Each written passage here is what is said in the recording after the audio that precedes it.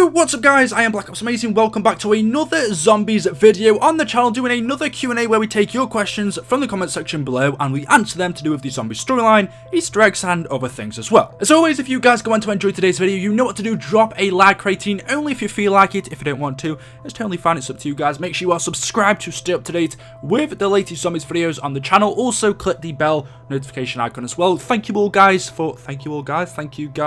all so much for 420,000 subscribers. That's an amazing number, so 420 Blazy, thank you for that guys, and whenever you're ready, here we go. So the first question of today from Zombie Slayer 1000 says, BOA, I have a question. Where does the quick revive machine go when you use all of your quick revives? And if Dr. Monty gives us the perks, then why does he take it away? Or who's doing it? So you can buy quick revive in solo a maximum of 3 times, and it works different in solo to multiplayer obviously. In solo it's used to revive yourself, whereas in multiplayer you actually use it to revive your friends quicker. But you're right, in solo you can buy quick revive a maximum of 3 times, but then when you've used all 3, the machine will float up and disappear. And what you're asking is, why does it do this and where does it go? Now we know that Dr. Monty does give us the perks. It was Group 935 and other groups such as the Ascension base that invented most of these perks, but we know that Dr. Monty helped out. He gave a few little nudges along the way. He possibly also helped with the jingles as well, and we know that he is the one that transfers the perks to each and every location that we go to. So if our characters were to go to some random map right now that they'd never been to, well, Dr. Monty would take the perks there for us to use, which explains why the perks are in every location that our characters go to. So if it's Dr. Monty that gives us the perks, then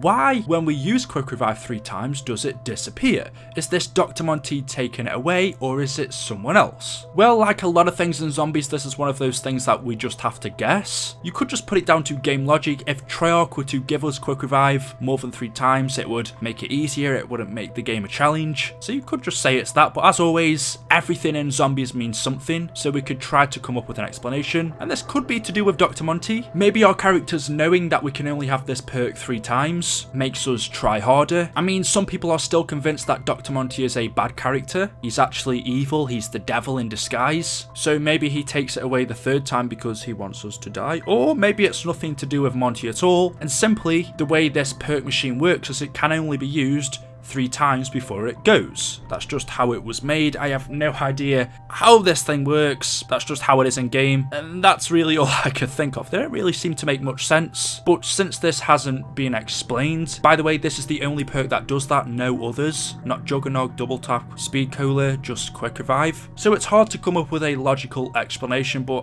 I don't really know. XCrowzone OP says, who is the bald guy in the KINO loading page right side up? So if we take a look at the KINO loading page, it's quite a strange one because it tells the story of our journey so far up until KINO. We start off in the top left, which is KINO Der Toten, our first map, and then we move on to our next one, which is Verrucht, the Asylum. We have the zombie outbreak happening there. We move on to our next map, which is KINO Numa. This is the one he's talking about. You can see there is someone who is bald with a gun shooting at the zombies. And then we move on to our next map, which is the Giant, the teleporter room, and then the next one is when our characters teleport to KINO. But like your question said, who is this person up the top right corner? It's a bald guy kneeling down, he's wearing green clothing, and he's shooting the zombies. And this is strange because this is clearly, or at least it doesn't look like one of our characters. We can see them down the bottom left, none of them are bald, whereas this guy is. Also, he's wearing what looks like almost an army type uniform, I'm not too sure. But like I said, it's strange that he's on his own, and also the fact that he's in KINO Numa. KINO Numa was a Japanese facility, so you'd think at least if there was someone fighting here, he would have been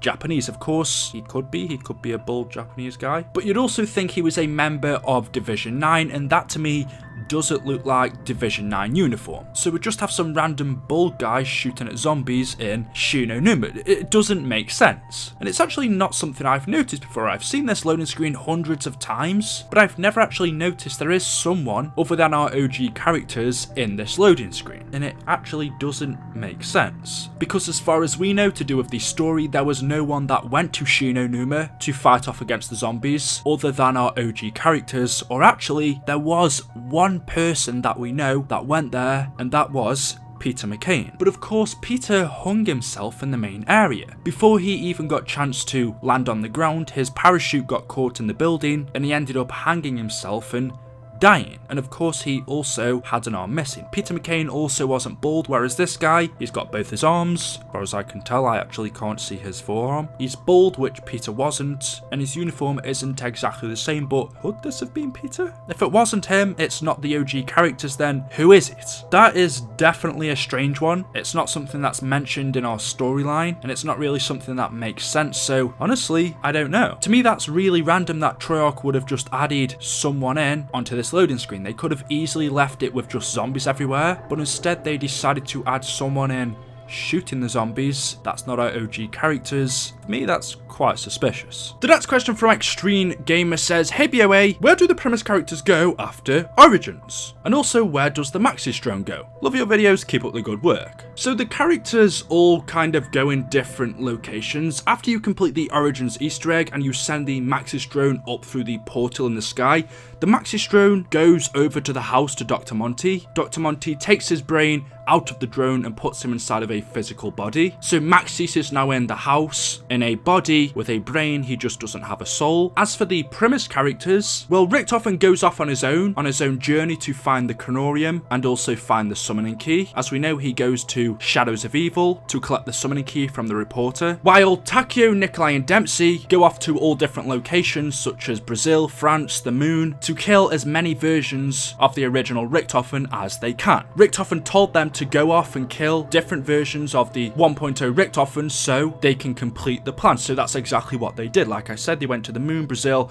loads of other places to kill the OG Richtofen. And the final place they went to was the Giant. They all met up at the Giant to kill this version of Richtofen. That's where the intro cuts in, and as we know, the premise version of Richtofen arrives back here as well. He kills the OG version in this universe for himself, and now that he has the summoning key and he knows what to do, they set off on their quest to kill the rest of the OG characters of Takeo, Nikolai and Dempsey. Now that they've killed Richtofen, they just have to kill the other crew. So that's exactly what they did after Origins. Richtofen went to do his own thing to collect the summoning key. Meanwhile, the other characters also split up, killing Richtofens until they met back up in the Giant. Delson J says, hey BOA, what would have happened if in the Giant they didn't kill Richtofen? Love your videos. Again, this is a simple one to answer. If we didn't kill Richtofen, then the same events that happened originally in the original timeline would just be happening over and over again. Nothing would change. We would have Richtofen gather his old crew, he would take over the world, or should I say take over the zombies, he'd take power on the moon, and all of those old things would happen again. That is if, but of course that can't and doesn't happen. Obviously the whole zombie storyline is one big cycle, the same things happen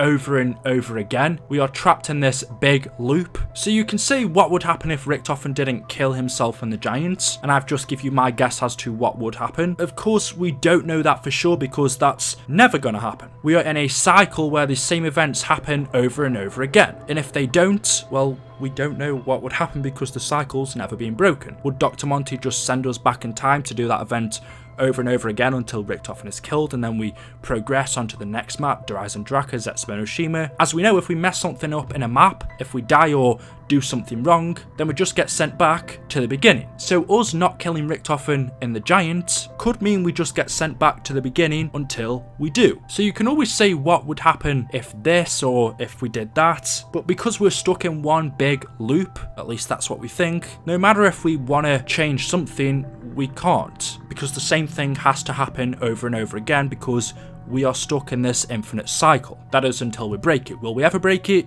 We don't know. Because right now, as we know, we start on Nacht, we go all the way through BO1, BO2, BO3, Revelations, and then all the way back to the very beginning of the Great War, and then we go to Origins, Nacht Der Toten, Doris, Ascension, BO2, BO3, Revelations, and then back to the beginning again, the Giant, and we just keep going through all of Black Ops 1, Black Ops 2, Black Ops 3, of course, World at War as well, over and over again. The same thing happens over and over again, nothing changes, so you can always guess what would happen, but of course, we don't really know. Signature SMG says, BOA, how many members are in Group 935 considering how much tech was made? Again, a good question, something I don't have the answer for. We're not told this, but we know that Group 935 was absolutely massive. They had bases all across the world, whether it was Origins, France, Germany, freaking Shangri-La, on the moon, Siberia. It was massive. Honestly, I have no idea. We don't know how many members were working at Verrucht, at KINO. I'm thinking thousands, maybe 50 to 100 at each facility. And then there could also be many more facilities that we don't know of. So I'm thinking 1,000, 2,000, 3,000, 4,000, 5, maybe even 10,000 members.